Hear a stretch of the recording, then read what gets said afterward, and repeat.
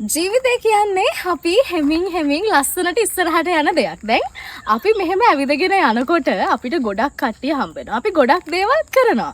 ඉතින් මේ අතරේ walkie talkie with රෂු එකෙන් ඔන්න අද මම ඇවිදින ගමන් කතා කරන්න ආදරණීය ලස්සන චරිතයකට ආරාධනා කළා. මහේෂා සනමාලි ඉන්නවා මාත් එක්ක. සුබ දවසක් මහේෂා. බලන්න මෙද මේ පරතර ඒකනේ කියන්නේ. උස පාට ඔක්කොම අපිට හරි වෙනස්. පාට ප්‍රශ්න නෑ. පාට ප්‍රශ්නයක් නෑලු. රයිට් දැන් කොහොමද මේ දවස්වලගේ ජීවිතය ගත වෙන්නේ? මේ දවස්වල අතිශය කාර්යබහුලයි. අතිශය කාර්යබහුල. ඔව්. එහෙනම් මුලින්ම ඒ කාර්යබහුල කම එක්ක මං වෙනුවෙන් වෙලාව දුන්නට ඔයාට මං ආදරෙන් ස්තුති කරනවා. නේ ඔයා වෙනුවෙන් මම ඕනේ වෙලාවක් දෙනවා. ඒකනේ. ඉතින් මේ ඇත්තටම මේ ටිකේ පොඩ්ඩක් අර ෆිල්ම්ස් පැත්තට වැඩි පුර බරක් දීලා තියෙනවා. අලුත් තොරතුරක් මට. ඔව් මේ අවුරුද්දේ මම ෆිල්ම්ස් එන්න තියෙනවා තව 7ක් සින් කරපු ඒවා. ඔව් ඉතින් ඒක ඇත්තටම මේ අවුරුද්ද හොඳ සුබ අවුරුද්දක්. ඒකනේ නෑ. සහ පහුගිය ටිකේ ටෙලිඩ්‍රාමා තීම් සොන්ග්ස් දෙකක් කිව්වා.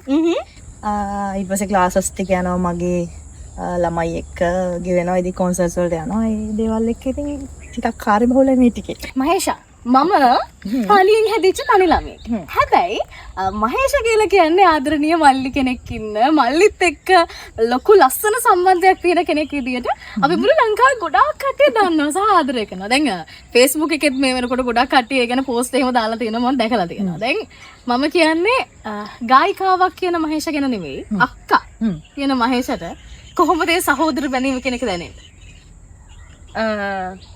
මං හිතන්නේ ඒක තමයි අම්මයි තාත්තයි එක්ක තියෙන බැඳීමට පස්සේ මේ ලෝකේ තියෙන ශක්තිමත්ම බැඳීම.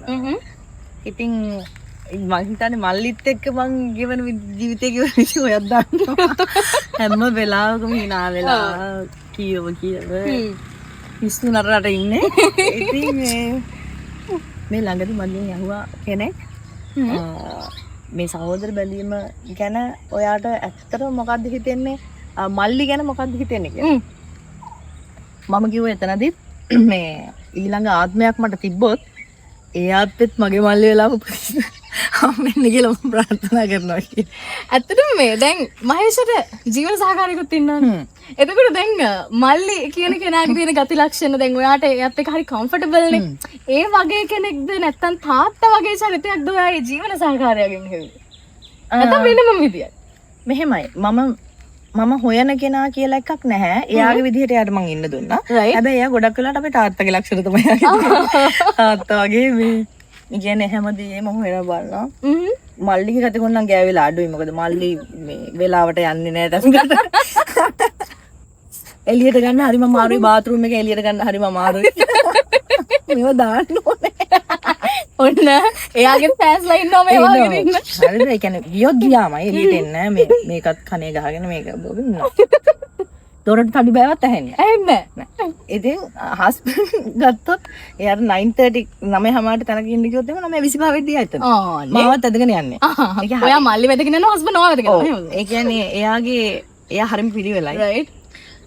මැනේජ්මන්ට් කියන පැත්ත හරි ඉහළින්ම තියෙනවා. ඉතින් දැන් එයා ලංකාවේ නැති වුණා මාස 6කට සැරයක් නෙන්නේ සම්මන් නිසා. ඒත් නැති වුණත් දැන් අද පවා උදේ කියන දාත්තෙන්ට වෙලාවට යන්න මෙහෙම කියලා ඉතින් අර ගාන්ට මැනේජ් කරනවා යා. ඒ කියන්නේ මහා සයුරෙන් එහා හිටියත් ගාන්ට වයිෆ්වත් මැනේජ් කරගෙන යන හස්බන්ඩ් කෙනෙක් ඉන්නේ. මහේෂා දැන් මේ ස්ටේජ් එකක් උඩ සින් කරනවා කියන එක එකපාරටම කරන්න ටිකක් අමාරුයි නේ. දැන් ඔයා ඉස්කෝලේ යන කාලේ ඉඳන් එහෙම නිකන් සින්දු කිව්වද කට්ටිය ඉස්සර? ඔව්.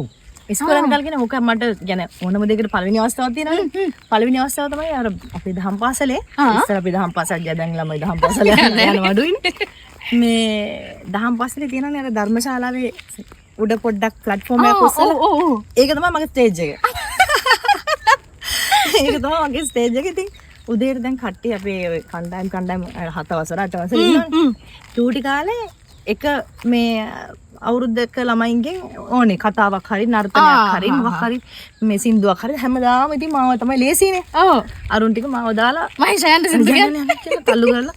ඉතින් හැමදාම එතන සින්දු කිව්වා මම. රයිට්. ඒකෙන් අර පිරිසට තියෙන බය නැති වෙනවා. අන්න හරි. يعني චුට්ටක් උඩට නැගලා කට්ටියක් ඉස්සර මෙහෙම ඉන්නදී සින් කරනවා කියන්නේ එතනදී ඇත්තට මගේ ඇතුළට යන්නේ නැති නේ මොකක් හරි පණිවිඩයක් මෙහෙම ලොකු පිරිසක් පුළුවන් කියලා කොන්ෆිඩන්ස් එන්නේ නැති නේ. ඔව්. කවදා හරි මම සින් කරන්න ඕනේ කියලා එකක් මගේ ඔළුවට යන්නේ නැති. රයිට්. එතකොට දැන් ඊට පස්සේ කාලයකට පස්සේ කැමරා ගොඩක් එක්ක වෙනම ලයිට් සිස්ටම් එකක් එක්ක තියෙන රියැලිටි වේදිකාවකට ගොඩ වෙනවා. එතකොට එතනදී දැන් ඔයාගේ වයසත් එක්ක සමහර විට ඒක හරියනවා වෙන්නත් පුළුවන්. එහෙම නැත්නම් ඕනම කෙනෙක්ට එක්සයිට්මන්ට් එකක් එනවනේ. ඔයාට එහෙම එකක් ආවද වෙලා? ඒ මුලින්ම මං කියන්නේ ඒ වගේ ස්ටේජ් රයිට්. ආව කියන්නේ ඒක හැමෝටම එනවා අනිවාර්යයෙන්. නෑ කිව්වොත් ඒක බොරුවක්. ඒ කියන්නේ අපි සාමාන්‍යයෙන් නිකන් කැම්පස් එකේ සිං කරනවා මොන කොන්සර්ට් එකක සිං කරත් රියැලිටි ෂෝ එකක ටීවී ස්ටේෂන් එකක ලොකු ස්ටේජ් එකක ලොකු ලයිටින්ග්ස් එක්ක ලොකු බෑන්ඩ් එකක් එක්ක සිං කරනවා කියන එක දැන් ලොකු ප්‍රවීණ ජජ් බෝඩ් එකක් ඉස්සරහා සිං කරනවා කියන එක වෙනම එක්ස්පීරියන්ස් එකක්. ඒක ඇවිල්ලා පොඩි අර ඩබ් එකක් තියෙනවා පළවෙනි දවසේ. කවුරු කොහොමද ඒක තියෙනවා. ඒක තියෙනවා. හැබැයි ඒක එන්න අපි හුරු වුණා ඒකට. ඉතින් දැන් නම් ප්‍රශ්නයක් නෑ දැන් සාමාන්‍ය දැන් ඇස් පියාගෙන ඕන වෙලෙ දීකට සිද්ධ කරන්න පුළුවන්. ඔයාට මේ වතුරට බහලා මට සිද්ධ වෙනවා. ඒත් බලන්න මට වචනේ වැස්සේ. අපි එනං පොඩි වාඩියක් දාලා වාඩියක් දාලා කිව්වේ වාඩි වෙලා. පේනන්නේ දැන් මේ අපි එක දේවල් ගැන කතා කරා. මියුසික් ගැන, එතකොට වගේ රංගපාන එක ගැන, පවුල ගැන. දැන් මට ඇවිදගෙන ඇවිල්ලා මේ පොඩ්ඩක් විවේකීව වාඩි වුණේ. වාඩියක් දැම්මේ මේ ඔගේ සිද්ධාක් අහන්න. හැබැයි මට අද හොඳටම සනීප නෑ. දැන් වොයිස් එක එන්නේ නැහැ එළියට. ඒකට මම දන්නවා මහේෂට සින්දුවක් කියලා පටන් ගත්තට පස්සේ කොහෙන් හරි වොයිස් එක මතුවෙනවා. මම දන්නවා අද බේරෙන්න හම්බෙන්නේ නැහැ. මම මෙතන යන්න වෙන්නේ නැහැ. මොකද මේ රෙෂුනේ මෙතන ඉන්නේ. මම මේ try එකක් දෙන්නම් ආ. ඕකේ. දැන් හැබැයි මට ඕනේ රස්නේද? රස්නේ පොඩ්ඩනේ. ඒකනේ. ඔයා ළඟ ඉන්න hot නේ ඔයා. hot නේ. රයිට්.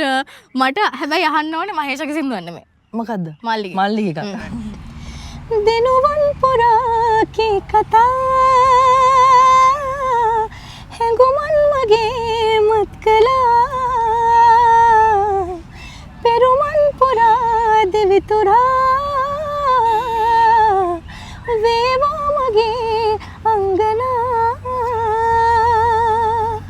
හරිම ලස්සනයි. ඇත්තටම ලස්සනයි. දැන් මේක මේ අක්කයි කටහඬ ඉන්නේ. ඔබට මල්ලි කටහඬත් අහන්න පුළුවන් ක්‍රිෂාන්ගේ YouTube එකේ තියෙනවා. නේ සර්ච් කරලා ඒ සින්දුව අහන්නත් පුළුවන්කම තියෙනවා. දැන් මහේෂගේ සින්දුව නම් දන්නවා. දැන් අපි මෙතනට අද එනකොටම ඇත්තටම මම මේ මෙතෙන්ට එනකොට කට්ටිය ගොඩක් හිටියා මෙතන මේ සින්දු ටිකක් එහෙම දාගෙන.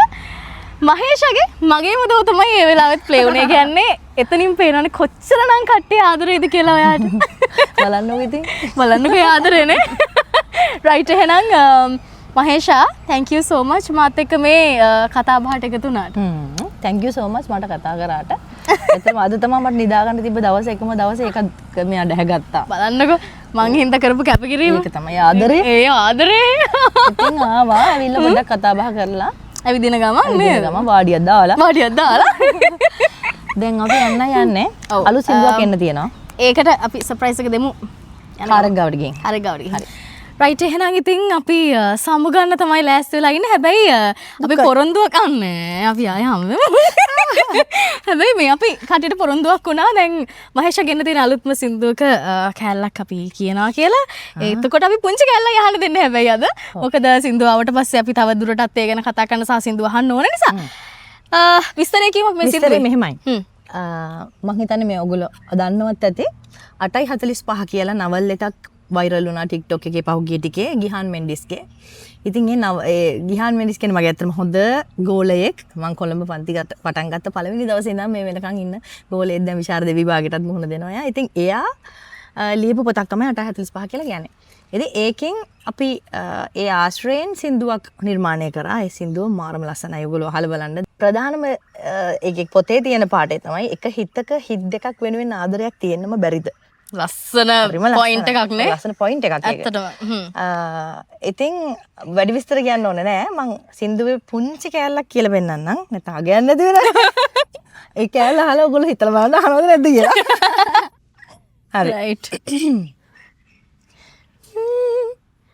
මගේ නොම ඉතිහාසෙන් මකා සිනාසුන මොහොතේදී පවා එදා මට රිදුලාටත් වඩා නුඹටම පිපුණා දෙන් සදා.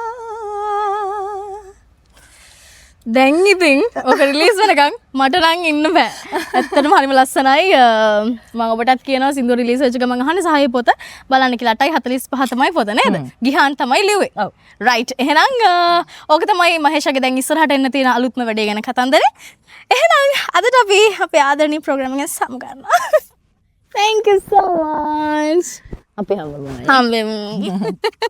ඉතින් මට යන්න පුළුවන්ද? යන්න පුළුවන් දැන්. යන්න පුළුවන් නේ? ඔව්. යතුරු දුන්නොත් මට යන්න පුළුවන්. යතුරු අපි ගාව. Walkie talkie with Rashu.